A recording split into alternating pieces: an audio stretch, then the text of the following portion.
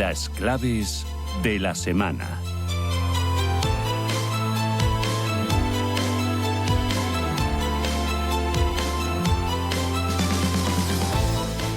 Claves de la semana. Vamos a hacer balance de lo que está siendo la semana desde el punto de vista macro, mirando a los bancos centrales y también a los mercados, a ese apetito inversor, también a las valoraciones, al sentimiento, a lo que se palpa. Y vamos a poner el foco también en lo que queda de año para ver qué tenemos que colocar en nuestro mapa de citas importantes. Para ello me acompaña Pablo Gil. Pablo, ¿qué tal? Muy buenos días.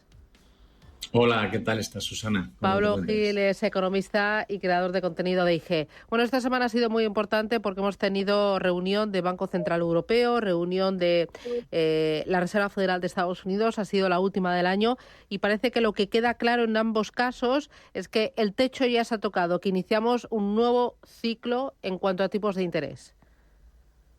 Sí, han dejado clarísimo que en este momento ya nadie habla de nuevas subidas. Evidentemente, con la boca pequeña no quieren decir que no va a haber más subidas si las cosas cambiasen, pero en el escenario, digamos, base, ya hemos visto el techo y en el caso de la Reserva Federal se atrevía mucho más, ¿no? Vino a decir que la previsión que ellos tienen es que van a bajar las tasas de interés en 2024 y a través de ese famoso dot plot, que es la tabla que elaboran con lo que piensan todos y cada uno de los consejeros de dónde van a estar los tipos durante los próximos años, pues se ve que prevén 3 bajadas, ¿no? Probablemente a partir del mes de junio, 3 bajadas de 0,25 para el próximo año. Uh-huh. ¿Cómo estás viendo? Bueno, eso en Estados Unidos. En Europa no ha desvelado cuál va a ser el calendario de las bajadas de tipos de interés. Aquí parece que Christine Lagarde prefiere ser menos explícita y guardarse un as en la manga porque la inflación se resiste y porque la economía de Alemania también muestra una gran debilidad. Bueno, es curioso, ¿no? Porque si nos hubiesen dicho antes de las reuniones qué podía ser razonable que escuchásemos, tal vez lo normal habría sido que la Fed optase por el lenguaje que ha utilizado Christine Lagarde, porque ellos tienen crecimiento económico, porque de alguna manera el consumidor sigue sólido, porque el mercado laboral está bien y por tanto Jerome Powell podría haber dicho: hemos alcanzado el techo, pero no tenemos prisa en bajar los tipos de interés. Pero no fue así, fue justo el más dovish de todos. Y sin embargo, el Banco de Inglaterra y el Banco Central Europeo, donde se esperaba, dado que hay cero crecimiento económico ya y tenemos algún país que está flirteando con la recesión, pues esperaba un mensaje más dovish, ¿no? De hecho, el mercado está trabajando con la idea de que en marzo tienes el primer recorte de 0,25% en las tasas de interés y concretamente en Europa, en la zona euro, se está calculando que van a bajar 150 puntos básicos en 2024. Cuando tienes esas perspectivas de que dentro de 3 meses y medio tienes la primera bajada y que luego no vas a dejar de bajar tipos, el hecho de que la presidenta del Banco Central Europeo te diga: no es momento de hablar todavía, no hemos discutido bajar tipos de interés, no sabemos cuándo lo haremos. Bueno, pues es un jarro de agua fría. Los inversores evidentemente no han creído nada de lo que ha dicho el BCE, siguen apostando, como hemos visto, por un comportamiento de tipos muy agresivo a la baja, pero llama la atención, ¿no? Que de aquellos que esperabas pues que cierto mensaje de apoyo a los mercados no lo ha recibido y del que probablemente podría haber sido algo más, algo menos claro respecto a cómo iba a actuar, ha sido el que se ha atrevido a hablar de 3 bajadas de tipos y de cómo ve el futuro de la política monetaria. Oye, y parece que los mercados lo ven el futuro todavía mucho más dulce de como lo están viendo los bancos centrales. Están siendo mucho más positivos, ¿no? Y se están viniendo mucho más arriba. Sí, el mercado se mueve por sentimiento, ¿no? Y estábamos finales de octubre con una sensación de abatimiento enorme.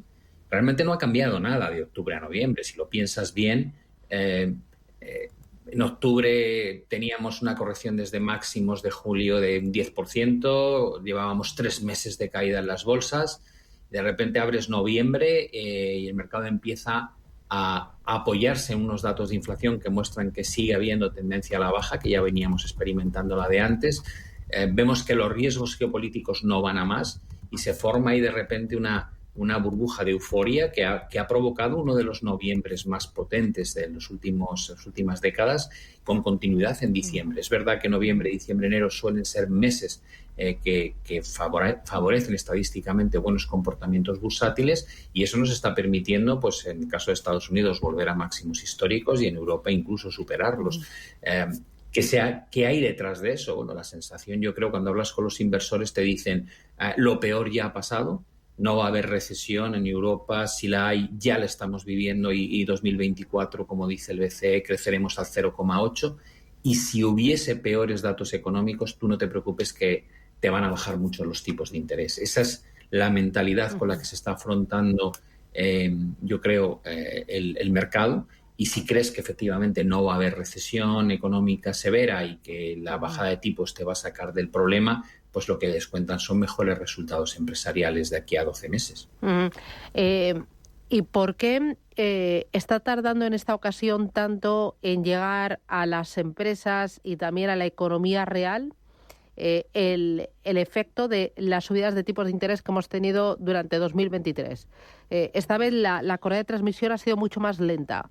No sé si es por las políticas fiscales de los gobiernos o porque teníamos mucho ahorrado por la pandemia o porque en general las familias estábamos mejor que en la anterior crisis. Pero esta vez hemos visto que esa curva de transmisión ha sido muy lenta. Ese es el mayor riesgo que hay ahora mismo, en mi opinión. Es difícil saberlo porque nunca hemos tenido... Lo primero que hay que pensar es que la inflación que hemos tenido no la hemos vivido desde los años 80, es decir, ha sido una situación totalmente anómala. La respuesta que se ha dado a la lucha contra la inflación tampoco la habíamos visto. Hemos tenido la mayor subida y la más rápida para la zona euro de la historia. Ahora, la pregunta es, mucha gente da por hecho y dice, bueno, y ya no va a pasar nada. Te digo, bueno, si la política fiscal y monetaria que aplicamos generó la mayor fase de inflación que hemos vivido en 40 y tantos, 50 años, presumir que lo que hemos hecho para matar esa inflación no va a tener efectos económicos tiene riesgo también. Y yo por eso mantengo una posición muy prudente. Yo soy de los que piensa, no lo hemos visto todavía el efecto porque, por un lado, a nivel fiscal hemos seguido metiendo muchísima gasolina en el mercado, algo que se va a acabar en 2024, teniendo en cuenta los acuerdos de volver a la disciplina fiscal en Europa, y luego el año electoral en Estados Unidos, que va a impedir que se renueven pues todos estos gastos fiscales que han llevado la deuda estadounidense a máximos históricos. Entonces, quitas el factor fiscal, todavía tienes un nivel de tipos de interés extraordinariamente alto para lo que estábamos acostumbrados, y la mezcla de las dos cosas, el mercado deduce, no va a tener efecto. O sea, no va a pasar nada. Bueno, tal vez no pase nada, tal vez sí pase. Hay un factor de ahorro que nos hemos ido comiendo durante estos años, ha habido un apoyo fiscal mientras había restricción monetaria, ahora ya no va a estar. Bueno, 2024 se presenta como un año de grandísimas dudas, donde el mercado está posicionándose directamente en el lado más positivo. Lo peor ya ha pasado y solamente nos quedan buenas noticias, y el riesgo es que luego no sea así, claro está. Una de las grandes decepciones este año ha sido China, y justo esta semana hemos tenido datos económicos importantes en China, producción industrial y también temas de consumo. ¿Cómo ves a China? Bueno, ahí me parece interesante porque nos encontramos con una situación en la que la sensación es muy mala, y además continuamente lees noticias al respecto. El último dato de inversiones en aglomeraciones urbanas de 2,9 es exactamente igual que el dato del mes anterior. El precio de los inmuebles sigue muy mal, menos 0,2, bajó menos 0,1 el mes anterior. Te vas a la producción industrial y te encuentras un más 6,6, veníamos de un 4,6, y te vas al consumo y ves un más 10,1, el dato previo era 7,6. Y cuando rascas en la información te dicen, no, porque lo estás comparando con el periodo o sea, cuando estaban con la política COVID-0, y por tanto no es tan fuerte. Hay algunas gráficas que te muestran cuál ha sido la evolución respecto a 2019 de estas mismas métricas, y no están tan mal, es decir, no están bollantes, pero no están tan mal. Y en ese aspecto, cuando yo escucho es que igual no llegan ni al 5% de crecimiento en PIB. Digo, ya, 5% de crecimiento en PIB ya lo quisiésemos el resto de las economías desarrolladas. Y luego te vas a la bolsa y ves que de máximo a mínimo ha corregido más de un 70%.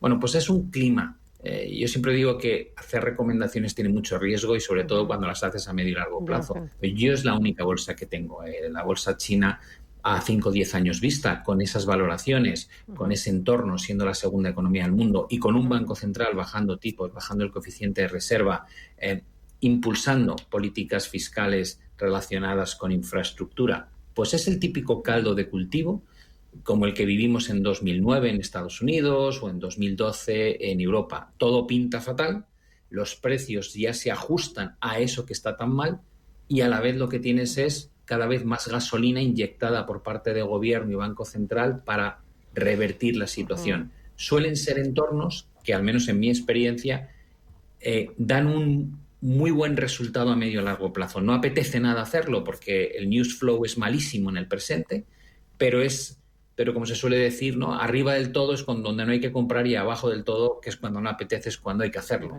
Y por eso creo que el potencial a largo plazo pues probablemente sea muy interesante, ¿no? A diferencia de lo que veo en otras bolsas que están en máximos históricos y con una situación todavía poco clara respecto a lo que va a pasar con la economía en los próximos años. Y, por ejemplo, ¿bolsa de Japón la tienes o la piensas tener? No, nada.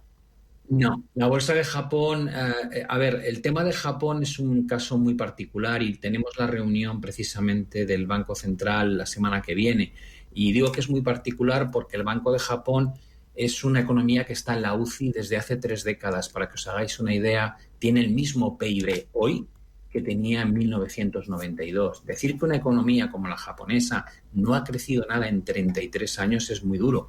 Y dices, vale, ¿por qué entonces la bolsa de Japón no refleja esa situación? Digo, tan sencillo como porque tienes un banco que interviene la divisa, que interviene el mercado de renta fija y que tiene el 80% de todos los ETFs del Nikkei, del Topix que existen en el mercado.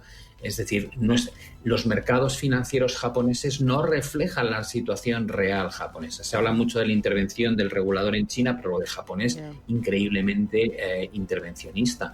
Y tarde o temprano, sabiendo que están los tipos al menos 0,10, se espera que tengan que levantar un poquito el pie de ese estímulo y habrá que ver cómo reaccionan entonces pues la bolsa y otros activos, ¿no? A mí Japón no me termina de convencer. Es una economía que cada 3 años está en recesión de media y cuando hay una desconexión tan grande entre activos y la economía, prefiero no estar. Oye, para terminar, la semana que viene, ¿dónde miramos? Bueno, tendremos unos datos de inflación y de PIB en España que habrá que vigilar. En Estados Unidos, datos de vivienda, revisión del PIB, eso va a ser menos interesante porque probablemente no haya grandes cambios, pero el PCE, que es el Personal Consumption Expenditure, que es como mide la Reserva Federal la inflación, va a ser muy, muy relevante. Y también veremos las perspectivas para ese dato de inflación a medio y largo plazo que produce la Universidad de Michigan y luego, por supuesto, la reunión del Banco Central japonés. Estupendo. Pues Pablo Gil, muchísimas gracias por el análisis, los datos, las referencias y las reflexiones. Cuídate, buen fin de semana. Igualmente, hasta luego. Adiós, chao, chao.